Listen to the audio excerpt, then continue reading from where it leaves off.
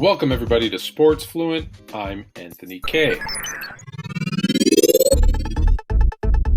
Welcome to Sports Fluent. This week, we've got a round table for the Week 5 review of the NFL.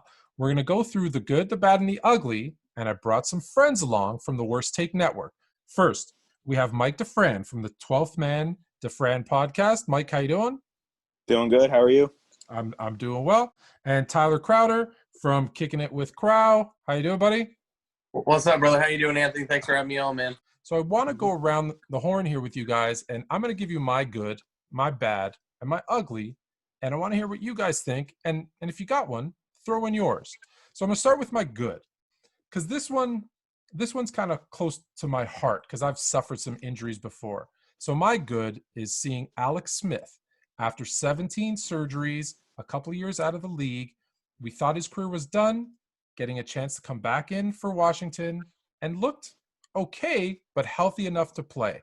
I think it's a great story. I think if he gets anywhere near to the player he was before the injury, Washington might not have a horrible year. What do you guys think of that? Tyler, you want to start off? Or? Yeah, you got it, brother. You got it. All right. Well, first of all, I just have nothing but respect for Alex Smith. The way he's fought to come back and to work his way out of all those surgeries. I mean, I think at one point they said, like, there was an infection and it was life-threatening. And so for him to come back was just completely – I mean, I was applauding from my couch. The second thing was watching him, I felt like a mom. I felt like, ooh, don't get hurt. Don't twist your ankle. Don't do anything like that. And I was so concerned for this man that I have so much respect for. So I have nothing but applause and respect for Alex Smith coming back and doing what he did. Obviously didn't win, but he's just so inspirational for every athlete who got an injury. But that's two good points you brought up, though, because the one thing I forgot to mention, he had an infection after a couple of those surgeries, and they were talking about amputating his leg. And then to the mom comment, when I saw his wife in the stands, she didn't look excited that he was back in the game. She looked really concerned. And you saw the second he completed that first pass and took his first hit, there was like this sigh of relief.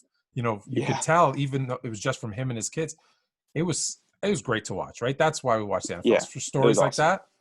Yeah. Tyler? Awesome.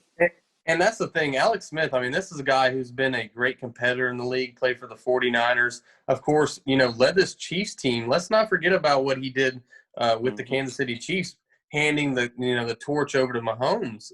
He doesn't get enough credit for that. And, he was playing great with Washington. They were actually 5-2 when he broke his leg against Houston. So ever since then, this team has not really had its quarterback. And, what you said, he almost had his leg amputated, but he's out there playing NFL football, the best of the best. And, when he took that first sack, I cringed a little bit. You don't want to see something like that happen again, especially with what he went through. I mean, people were saying he should retire, and he got back out there. He proved everyone wrong, and we'll see what he does going forward. But, it's just a great story. And I think that you picked a great first topic there with the good. And awesome. Think about it, right? Washington, quarterback, Joe Theismann, same injury, similar play. And now, granted, modern medicine, right? But he was never able to come back again. So it is amazing that he was able, especially having the setback of the infection, to come back and play. And I think you're right when you touched on the Chiefs, because I don't think we maybe give him enough credit. But if you talk to Patrick Mahomes, he'll tell you, Alex Smith bringing me in, taking me under his wing, showing me the way to be a professional, really, I think, exponentially started his growth process in being able to take over that starting role. And obviously we saw what Mahomes has been able to do since. So I'm going to move to the bad. And unfortunately, there was a lot. I had a lot to choose from. I'm looking at my notes thinking I have like 3 or 4, but I'm going to go with, because I have the Falcons. I do. But I'm going to go, as you can tell by my Bears jersey in the back, I'm going to go with the Tampa Bay offense. So I called a blowout in week 1, but I said, but then they'll get it going. And they did. But this week against the Bears, and don't get me wrong, it's a very good defense, but they still looked out of sync, right? The offensive line, and you need to have a good offensive line in front of Brady, looked a little shaky. I think missing Chris Godwin right, as Yeah. that deep threat. I think Brady went 0 for 7 on passes of 20 yards or more against that game against the Bears. Yeah. So do you guys think, is that more Bears defense, Tampa Bay offense, combination? I think personally it's a combination. I think the Tampa Bay offense they haven't gone up against a lot of great defenses. And when they went up against the Bears, you could clearly tell the Bears were overmatching them and they were just a better unit overall. Kyle Fuller had that amazing hit that just, got everybody up. That was amazing. I think the Bears defense is just so, so good. But I say that they're a little out of sync because on that last drive, when Brady didn't know what down it was, that would never happen if he was under Belichick. That never happens. He's amazing in those situations. So clearly something's not connected, or the coaches and the Tom are not quite in sync. I don't know. I thought that was really weird. That's something so out of character of Tom Brady. But I won't disrespect the Bears defense at all. They played great. They will continue to play great, I think. And they'll need to I hope if so. they have – yeah, they'll need to if they have, their quarterbacks playing like they have been recently.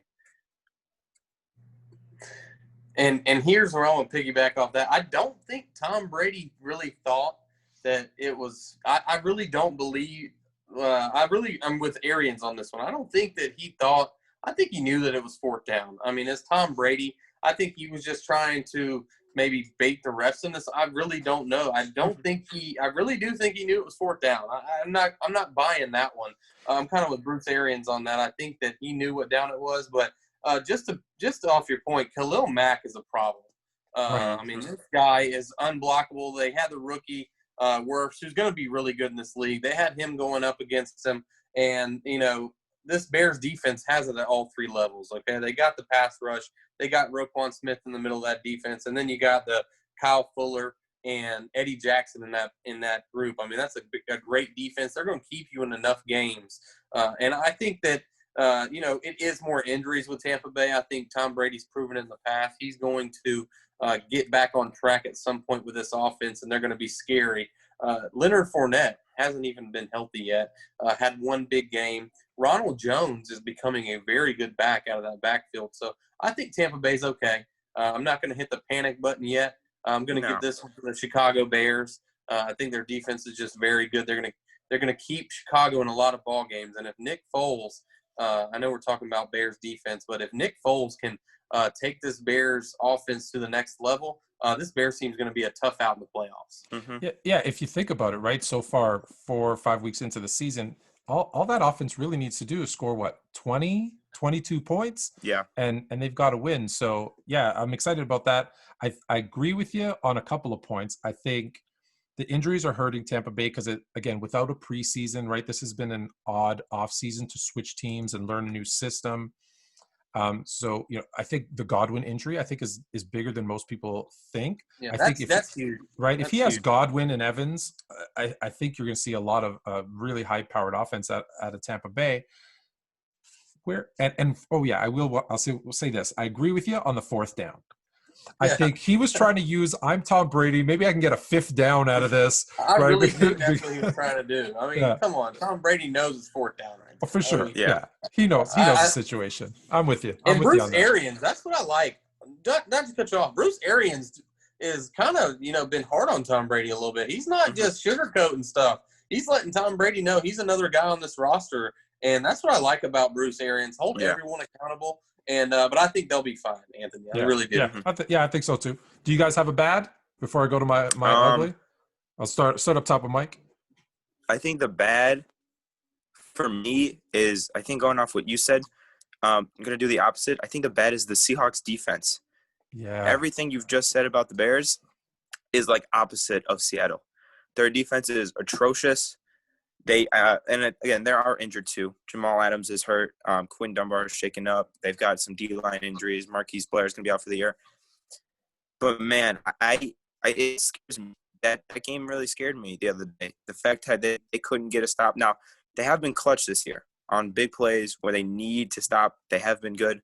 But we can't. We're going to shatter the NFL record for most passing yards allowed. And then with Pete Carroll as your coach, that really scares me, to be honest. Can I ask you a question about them? Because obviously you do a lot of stuff with the Seahawks. How much of this? So obviously injuries for sure, but the scheme's pretty much the same. Do they feed off that 12th man, that home field advantage that much? Right. I remember a season not too long ago where I think they were undefeated or lost one game at home, but only won one or two games on the road. Is it that much of a factor, you think, for them, or is it more the injuries and some of the personnel now? I would say the lack of the 12th man is killer for them, because if you think about the Seahawks, they probably have the best home field advantage in the league. And with their fans being as loud as they do, it disrupts the opposing team's quarterback. It's harder for him to get in a rhythm. And then when they get a big play like a turnover or a big hit, they just really get recharged and re-energized by that crowd. So I think not having any 12s there, I think it really is not helping them at all. I think it really – Yeah, sorry. I was just saying, I was just going to – I didn't mean to cut you off, but I've been to a lot of NFL games. And I got to tell you, I was in Seattle on business. And I was staying at the Silver Cloud. And if you know where the Seattle State, the Silver Cloud is right across the street from the stadium. And I don't know if I forgot it was a Sunday. I didn't realize there was a home game. I was so focused on work. But I was sitting in the restaurant right across the street, and the windows actually shook in the hotel restaurant as the crowd started to like get riled up.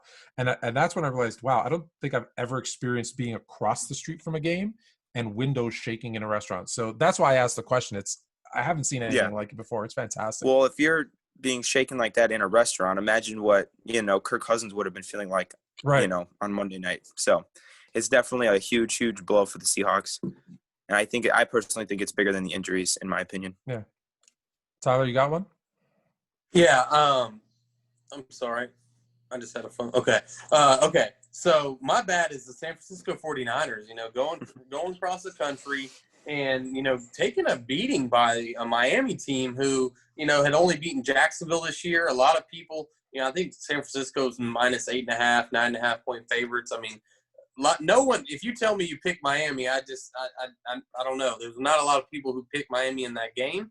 And the way they beat them, was impressive to me by Brian Flores and the Dolphins. I mean, this defense played well. I don't know if it's just injuries just starting to pile up, losing, some of the players they've lost so far. Garoppolo didn't really look healthy as well. So a Super Bowl team last year, historically they do not do well in the next season. So I think a lot of people had the San Francisco 49ers making the playoffs. So, and we'll see what happens. You're starting to hear a little chirping down here in Georgia about Matt Ryan possibly being on the trading block to San Francisco.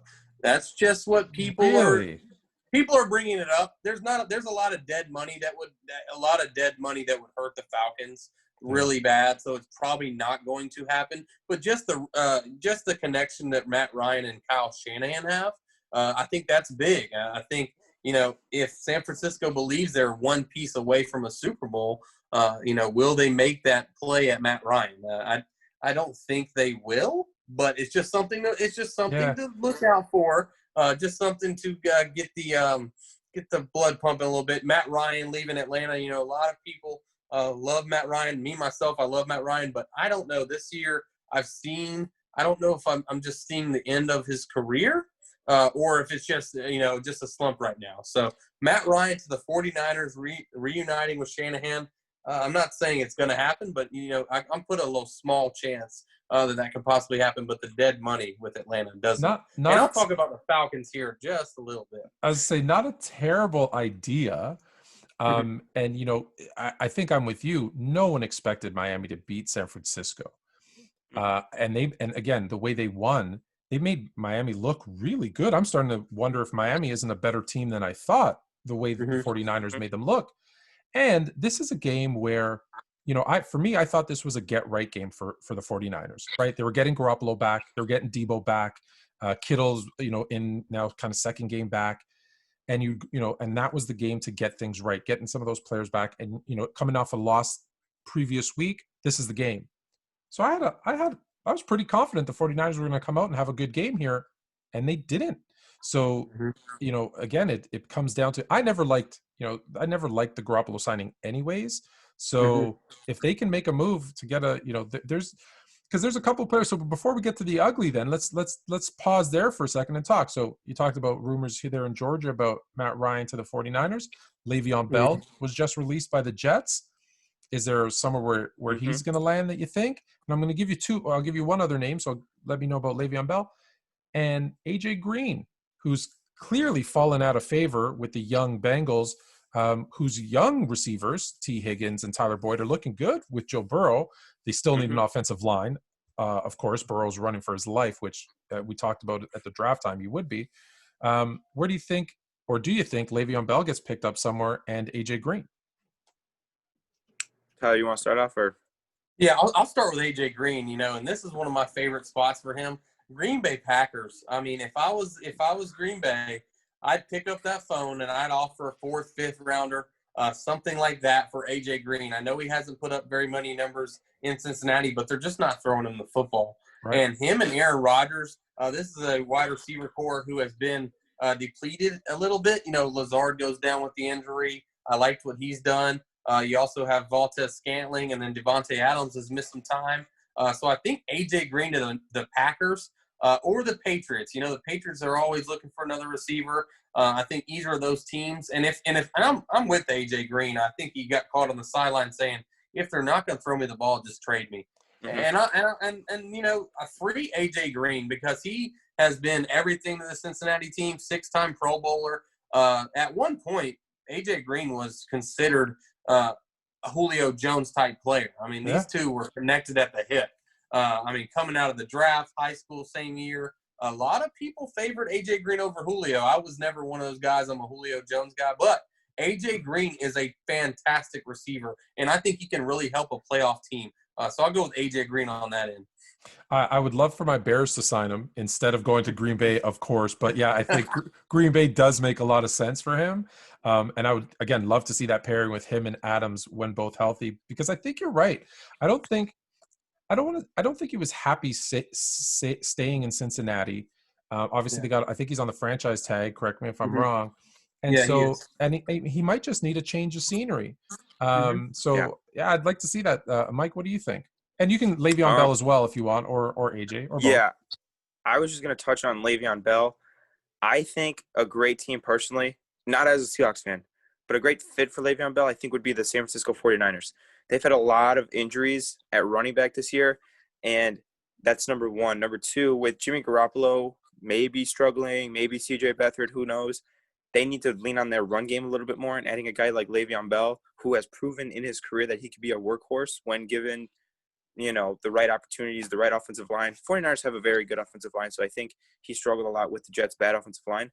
But if I'm Kyle Shanahan, I'm picking up that phone to Le'Veon Bell. I'm offering him a deal.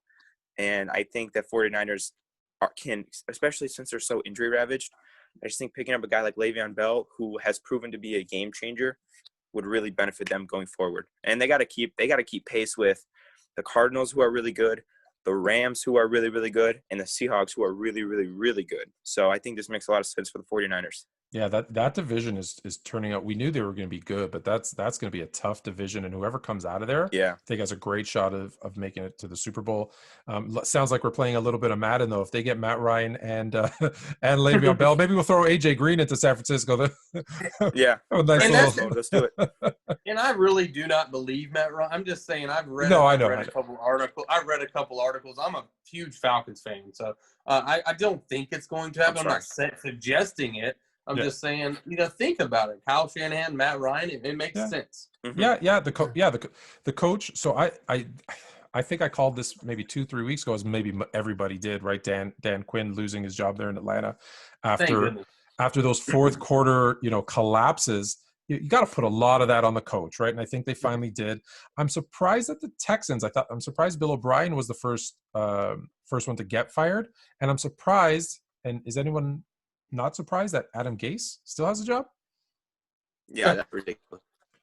He should have been fired at the press conference. I mean, let's be honest. We all remember what happened at the press conference. The guy looked like he had just taken let's just be honest. The guy looked like he was blinked out of his mind at the press conference. I mean, let's just be honest. Let's call a spade a spade. And Adam Gase is riding Peyton Manning's coattails of that 2013 season. Oh, yeah. And that's what a lot of people say. So I think Adam Gase is and will be fired before the end of the year. Because Gase didn't have really any success. What did he do? He went Chicago, Miami, and then the Jets, right? 6-10 twice.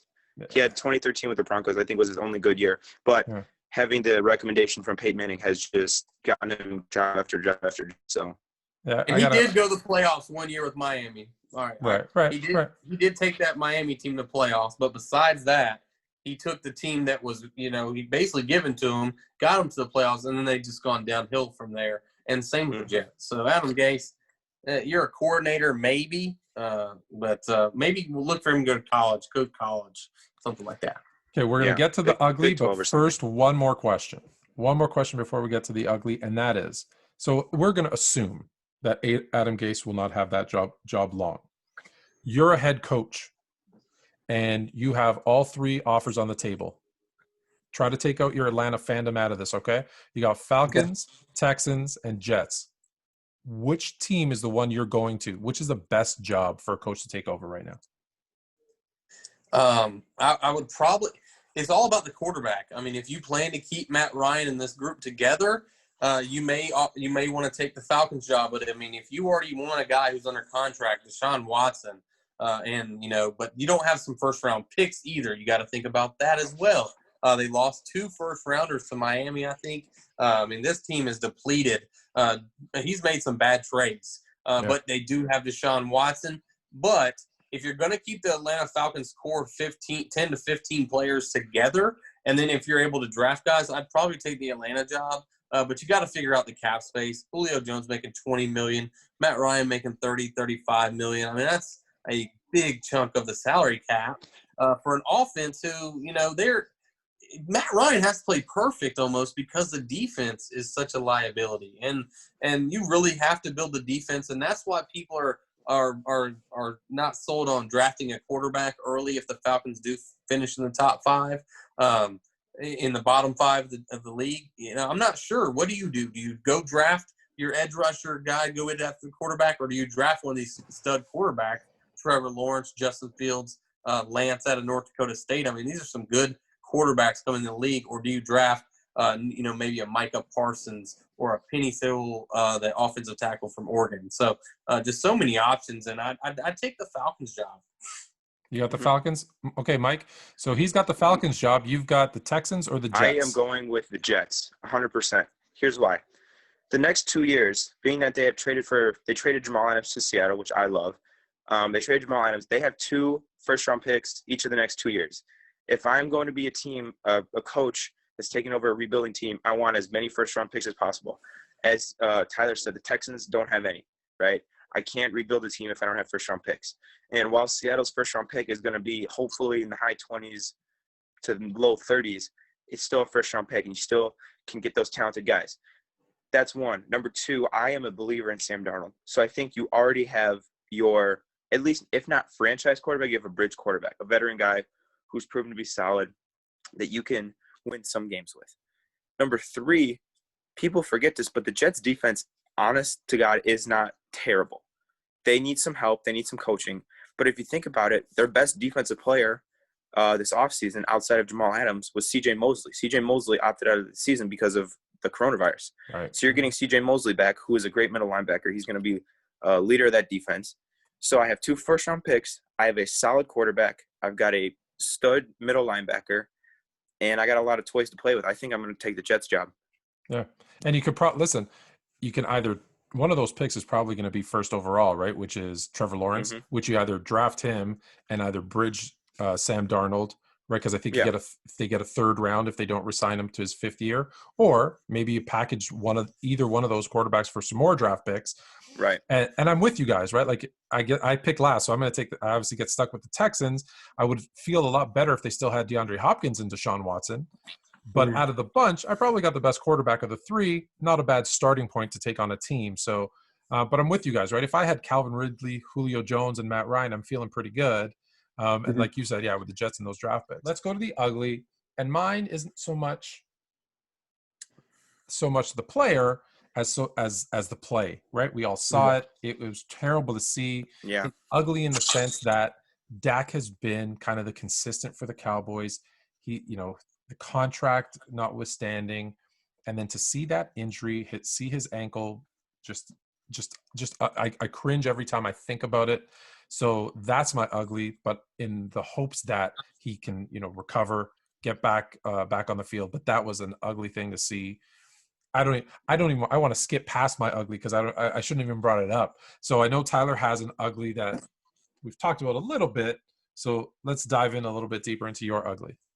Yeah, and I'm just going to talk from my heart right here. I'm an Atlanta Falcons season ticket holder, and ever since the Super Bowl loss, I mean the Falcons have just blown lead after lead, losing to your Bears a couple weeks ago, losing to the Cowboys in a fashion that I have just not seen in a long time, probably since the Super Bowl.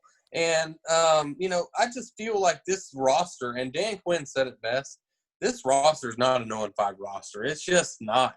I really think it was a mentality of the football team. I think after the 2017 loss to the Eagles, the coaching and the brotherhood and all that, it just kind of got stale. And I read a report, a former player said that as well, probably Devontae Freeman. If I had to take a guess, someone like that made the statement, wouldn't put his name behind it. But I just feel like the Atlanta Falcons are a good job. You get rid of Dimitroff, who, brought Julio Jones to the Falcons. He did some good things, but he just wasn't able to build his defense or up front. It's won and lost in the trenches, offensive line, defensive line. I truly believe that. You have to have the quarterback to kind of put you over the edge. And, they really have to decide, is Matt Ryan part of the future? Can he win you a Super Bowl? That's the question you got to ask yourself. If he's not, it is maybe time to move on. I believe in Matt Ryan. I've been a huge supporter of him, but 0-5 and just the last 3 years have just left a bad taste in everyone's mouth. And it's an ugly situation in Atlanta. For a lot of fans, a lot of people, Falcons had high expectations this year, and 0-5 just ain't cutting it. And you got the Carolina Panthers coming to the Georgia Dome, kind of in a rebuilding situation with Matt Rule, and they whoop you up front when they beat you. I mean, at home. So I think that says it all right there. It's time to blow this thing up and keep the core together, but it's time to blow the organizational, everyone, front office, scouts, everyone. I just think it's time for a reboot in the front office. The players can get there, but that's my ugly this week. 0-5 as an Atlanta Falcons fan. It's tough to swallow, especially losing the Super Bowl 28-3. I get it. I get the jokes, but man, this is it's just getting old. It's getting old real fast. Yeah. At least the Atlanta Braves are doing good. It's funny that you brought up, like, I love my Bears, obviously, but to give up that many points to a Bears offense that still hasn't figured out what they are in 6 minutes, because everyone's saying the fourth quarter, it wasn't. There was 6 minutes left in that game before they kind of started scoring. And that's when I knew Atlanta's in for a really, really bad, ugly season, unless they make some changes. So not surprised that Dan Quinn lost it. So Mike, we're going to end with your ugly. All right. My ugly is bouncing off what you said, Anthony, about the Dak Prescott injury. I'm going to put a different spin on it, though. I'm going to go, my ugly is the contract negotiations between Prescott and the Cowboys going forward, because they did not go anywhere before the injury. This past offseason, he wanted a long-term deal, didn't get it. He signed the 1-year deal. Now, going forward, as much as I hate to say it, like, he's not going to get that long-term deal. And the ugly part about it is Cowboys fans are going to hate Jerry Jones, because they were all for signing him long-term. Now he's not going to, I don't think. And he's been – I hate on the Cowboys a lot, but I have to respect Dak as the man. And to have that happen to him, and now his future is not certain. We don't know if he's going to play going forward. We don't know what his financial situation is going to be. I think that the contract negotiations after the season get really ugly really fast. Yeah, you know what? It's funny, because if they sign him to the long-term deal, you're going to get some people saying, "Oh, see, you shouldn't have signed that long-term deal because look, he got hurt. Who knows how's he going to come back?" And now from a business perspective, I can't hate on Jerry Jones if he doesn't sign him to a long-term deal until he sees what he has. And you're right. I think it is going to get ugly, because that, injuries like that hurt. But from a business standpoint, you got to do what's right for the team. But from he's given so much to this team, you hope that he kind of gets his. But yeah, he's not going to get anywhere near what he would have gotten this season. What do you think, Tyler, on that? The contract negotiations could be pretty ugly for Cowboys and Zach. I think depends on how Dalton plays, I guess. Yeah, I mean, and Andy Dalton's a good quarterback. He's not a great quarterback, but he can, I think the Cowboys need to run the football a little bit more anyways. They're throwing 75% of the time anyways. They have Zeke Elliott. If Andy Dalton can, just push the ball down the field, he's got Gallup, he's got Cooper, he's got CeeDee Lamb. So he's got some weapons that he did not have in Cincinnati. So let's get that. This is not the same Andy Dalton that was with the Bengals last year who struggled. I mean, he's going to have a better offense. The defense is really going to have to step up now, and we already know what's going on with them. Right. That defense has been very bad. But as Dak, I think the Cowboys will take care of him in a sense, but I do not think that Dak will get any more money than what he was already kind of given a contract. I think he'll get some kind of 4-year deal. I know he wants a 4-year deal. The Cowboys want to do 5. Maybe you see that 4-year deal that he wants, maybe at $30 million a year.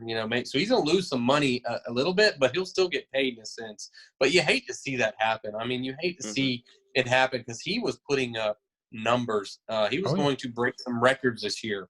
500 yards and a loss, right? That's all on the defense. When you put up 504 touchdowns in a game, you should be winning that game handedly. Right. And you brought up a couple of good points. So on the Dalton thing, I think Dalton doesn't get enough credit for how good he was with the Bengals because he was in a similar position as Burrow is, right? He was always running for his life. So I know it's a little bit later in his career, but I'm interested to see a guy who did fairly well with really A.J. Green as his only receiver to now have an offensive line, to have a running game, right? He's never had a running game like Zeke. And when Zeke is a workhorse back, but Tony Pollard's not bad either. Like they do have they should have the ability to run the ball a lot more. And then you're right. Those weapons that he can throw down the field to, he's never had a trio like this before.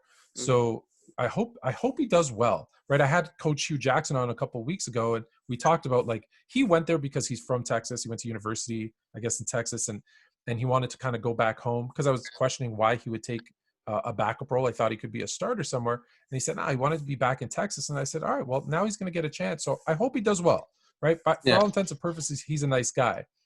But it brought me back to a point that you said earlier about the Falcons. You said with the $20 million owed to Ryan and the $20 million or $30 million owed to Julio, it's a big chunk of their cap. Is this one of those, hey, it's unfortunate the injury that happened to Dak, but maybe we reevaluate where our money's going? Because you see the teams that are having success, right? It's quarterbacks on rookie deals, right? And then I can put my money into Kansas City, Seattle before Russell Wilson signed. His big deal was all into the defense. So they had a great quarterback, strong defense. Kansas City is great quarterback and a ton of weapons around him on offense. Do they start to look at, hey, maybe that's the new formula for success in the NFL? Yeah, I think all teams are looking for that rookie contract. And I think if you can get a guy in there the first 4 or 5 years on the rookie deal, instead of making $20 to $35 million a year, I think that's where you can build it. Russell Wilson, I mean, that's what Seattle did. And even when they paid Russell Wilson, they only gave him $84 million his first contract. I know now he's gotten extended again. He's a great quarterback. He deserves every penny.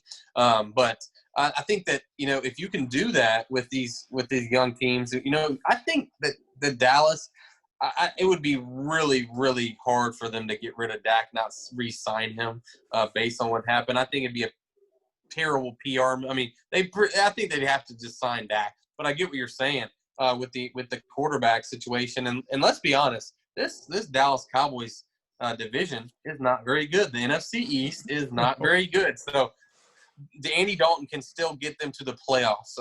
I mean, Carson Wentz and the Eagles have had some trouble. The Cowboys have had some trouble, but it'll be one of those two representing the NFC East.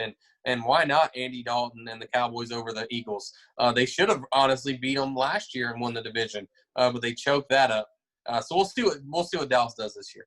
Does the East, since you brought up the East, does the winner of the NFC East have a winning record this year? No. Okay, I think the winner of the NFC East goes 8-8. Maybe they go like the 2010 Seahawks and go 7-9. I just don't see – I mean, the Cowboys are the most talented team, but they're not – I don't think they're well coached. Yeah. I don't see them winning more than 8 games this year. Winning record, Tyler? Yeah, I think they maybe, Philly tied a game. So if they do win the division, maybe they go 8-7-1. I was going to say 8-7-1. Something like that. But I mean, you never know. I mean, you never really know. It's all about who gets hot at the right time. Eagles, last year won their last 4 games to get in. So we'll see what happens. The NFC East is bad, and the NFC West is loaded. I know we talked about the NFC South before the year, but I actually think the NFC West is by far the best division. You could really see 3 teams get in this year with the extra playoff team. The NFC West is the one division where the team that I picked, I did a way too early predictions. And right now, every team that I picked to win their division is leading their division. Granted, Philadelphia prior to week 5 was 1-2-1. So I'll still count it because that was my pick. But the NFC West, I actually picked Arizona on a bit of a gut. I went with Arizona, and although they still look good, it's still a tough one, right? Between Arizona, I didn't think the Rams would bounce back and be this good. I thought San Francisco would take a step back, and I really thought Seattle was going to struggle a little bit again, honestly, because of the crowd. And so I'm really surprised that they've come out so good, and Russell Wilson looks like an MVP, if not the MVP, yes. To start the season, right? So I'll let you guys. We're last words before we let you go on week 5, or what to look forward to on week 6. We'll start with you, Mike. I think what to look forward to in week 6. My favorite matchup is going to be the Buccaneers versus the Packers. I think 2 things to look out for here. Number 1, Tom Brady getting his revenge, because obviously that loss to the Bears was embarrassing. So I think he's going to bounce back against the Packers. Oh, my God. And then on the other side, you got Aaron Rodgers, who, if he loses to Tom Brady, then the Bears and the Packers are tied for the lead in the division, which is crazy. I never thought that was going to happen. So I think that is probably my favorite matchup. So definitely make sure to have your eyes glued to that game. Anytime you pick the Packers to lose, I'm in. Tyler? We've been talking about them all episode at the Falcons. I want to see what they do. 0-5. What are you going to do? Are you going to keep fighting? You're going to try to make a late run at this? Or are you just going to go into and play a Minnesota team who has owned you the last few times you played them? I think they're like 0-3 against them since like 2015. So Falcons, in a tough matchup versus Minnesota. Can they get off the schneid? And actually, I just watched the Atlanta Braves almost choke against the Dodgers. I wondered what you were looking at over there. Yeah. Y'all would have got some good stuff on video.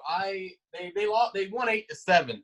They were actually up 8-0 at one point. So I'm sorry, 7-3. They were up 7-0, 7-3 when I came on. So man, Atlanta sports just knows how to get people's blood pressure going. And I'm sorry, that's what I was kind of watching there at the end. But let's see if Atlanta sports can get back on track with the Falcons getting a victory. Now, Tyler, you mentioned blood pressure. And as a Seahawks fan, I totally know how you feel. Because every game, my blood pressure in the fourth quarter just spikes. Like, I feel like I'm going to have a heart attack every single fourth quarter. But you didn't like that fourth and goal? You didn't like that 4th and goal? Somehow, some way, Russell Wilson and the Seahawks, I have to credit the Seahawks defense too. They always find a way to pull it out, but not without my heart beating about 300 times per minute. It gets bad. And Minnesota's a good team too. So that was a great win by Russell Wilson, and we'll see what the Falcons can do against them. But man, Russell Wilson, MVP right now. Without a doubt. Yes. So shout out to Russell Wilson, because he's 5-0, but finds ways to win.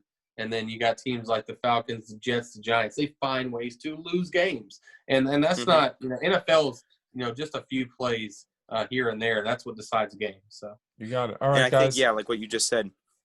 Sorry. No, go ahead. No, go ahead, Mike. Well, I think Pete Carroll said something in the locker room after. He said, you can't win the game in the first, second, or third quarter, and yet Seattle always finds a way to win in the fourth quarter. I think the fourth quarter is just so pivotal, and that's the difference between being 5-0, 0-5.